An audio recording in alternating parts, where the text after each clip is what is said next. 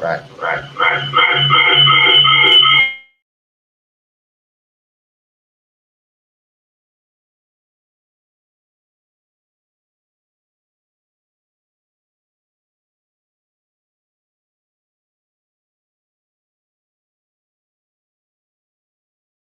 Go. All right. All right. Sorry there, fam. All right. So little audio issues. We're trying this new podcast style. This is called the C3 Crypto Cave, and this is kind of our weekly wrap up on what happened with the week and where we think the rest of the week is going into the weekend. So with me, of course, I got on my right over here, I got Chris. He's our NFT master. And then I got to the right of him, I got Al, the man on the charts. And I'm Jake, of course. So with that being said, let's jump into the technicals. Al, how did Bitcoin perform this week? And like, what do you think it's going to do into the weekend? Man, I gotta imagine that this is what Carl the Moon feels like. And if you haven't checked him out, you should check out the channel The Moon. Carl's phenomenal. He's hilarious as well. But it seems to be exactly as we predicted.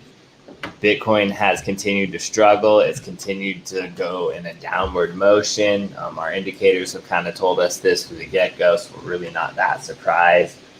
It looks like we may have a short-term rebound coming in. I'm kind of looking for indicators to close out on Sunday and possibly a little a recovery Sunday evening, Monday, and hopefully finish this month out with some sort of strength. I don't know what to say for August yet. I don't know if we can anticipate the same yet. We're still waiting for that. So, well, why don't you show us some of the technicals, Al? Well, let's get into it. Jump over at my screen sharing right now. Good. All right. So here is Bitcoin. It's down 7% for the week. You can see for the month, it's done a lot of sideways movement. And that is boring. So a lot of people are losing interest and a lot of people are intimidated because we know that a move is coming. We don't know what direction to anticipate. But if you jump over here, you can see that we've had total market cap in a channel for a good minute since second to third week of May. And over here, let me zoom in for you guys. What is the top of that channel, Al? So the top of this channel is May 12th at about $2.5 trillion in total. So that was the peak then. That was give or take. Yeah, that was about the most money in the market.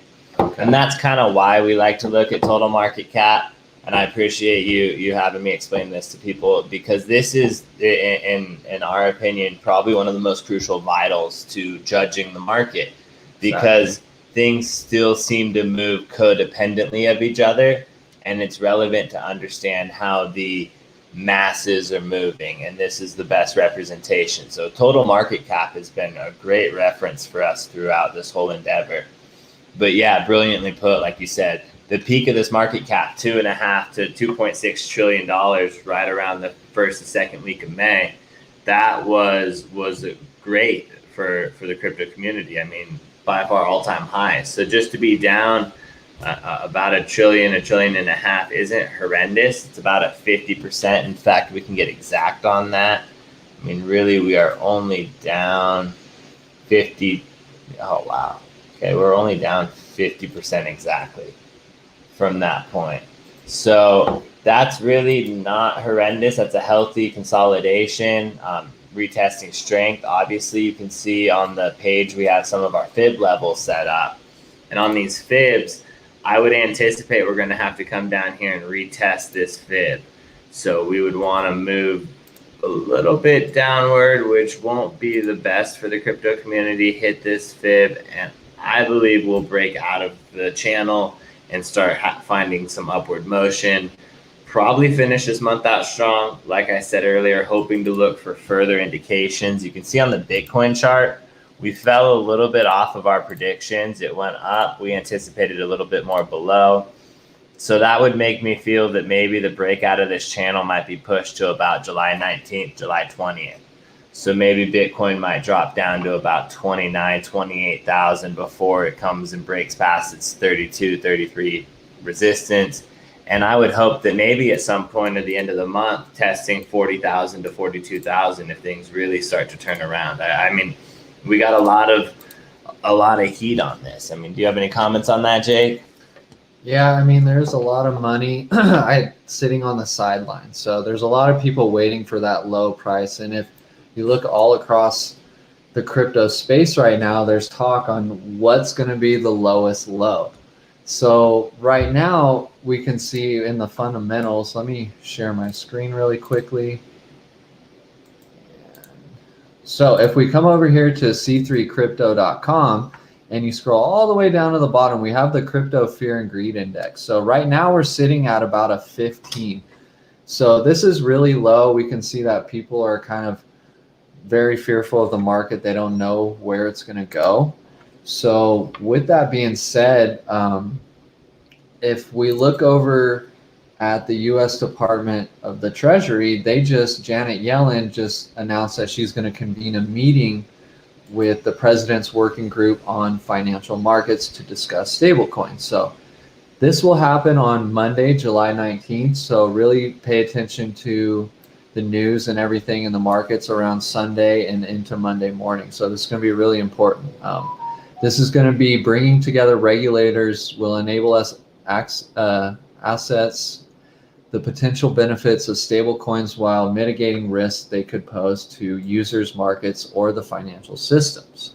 So Yellen also said, in light of rapid growth in digital assets, it is important for the agencies to collaborate on the regulation of this sector and develop any recommendations for new authorities. So this tells us that the regulations are coming in. Crypto's not going anywhere. We're just seeing a normal correction in the market, even if we are going into a one-year bear cycle or even longer. So with that being said, I actually wanted to turn this over to Sifu over here, the NFT master, and have him talk about one of his favorite projects.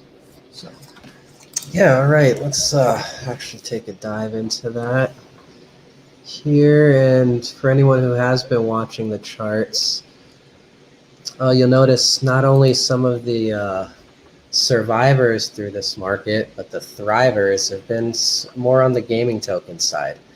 So speaking of that, we have Atari, which is just sitting right here at 6 cents. So just like the whole market, a lot of good buy-in prices.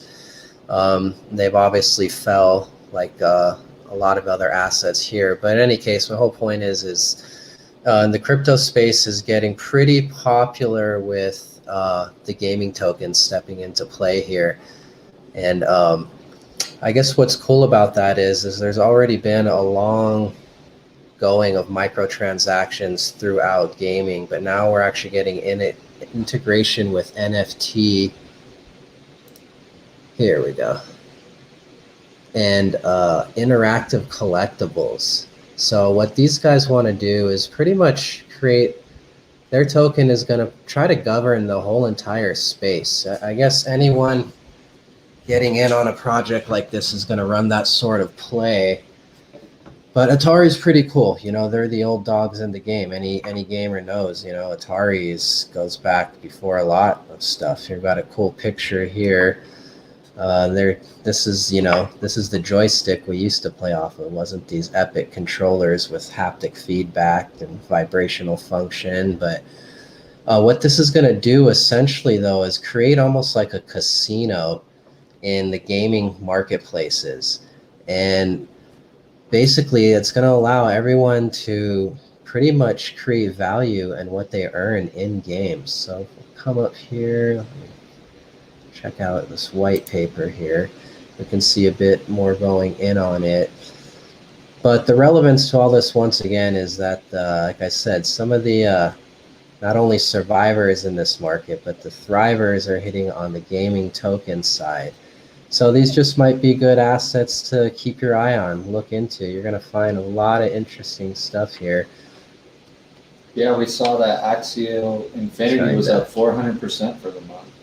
So Yeah, which is your proof in the pudding right there. So their white paper has a lot laid out. You have to get through a lot of the kind of disclaimer stuff, but they're trying to be very strong with their use cases. So, I mean, essentially, they're trying to create a wallet that's not only going to, they have the scalability that everyone wants to have when doing exchanges or basically creating, value out of their assets.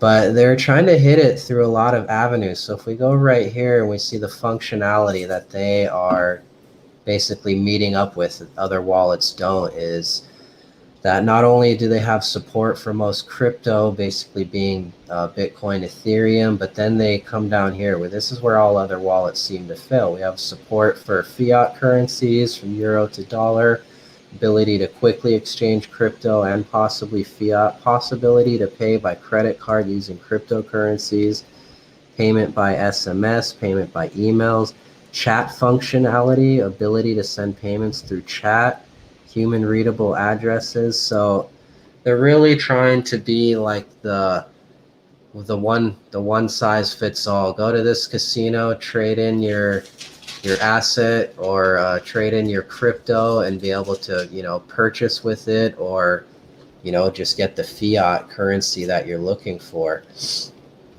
which is pretty huge. If they land that, that'll not only push NFTs into the gaming space, but that'll allow a lot of people that are already spending time in a game to actually earn some sort of value out of it. So all you Ready Player One fans, anyone that's already into Mana, Decentraland, waiting for those virtual casinos to actually, give birth and create basically jobs through an augmented reality or a VR headset, these guys are the stepping stones. So I would advise anyone who's wants to step away from the charts, come and check out some gaming tokens, check out Atari token, check out Vive. Not only did their Ghostbuster trap sell out in seconds, they've just released an Ecto 1, or I think it's about to release. We got Marvel collectibles coming on the way, along with that Vive Ghost Trap was the first interactive collectible. So a lot of fun stuff, but I'm gonna go ahead and pass it back to Jake.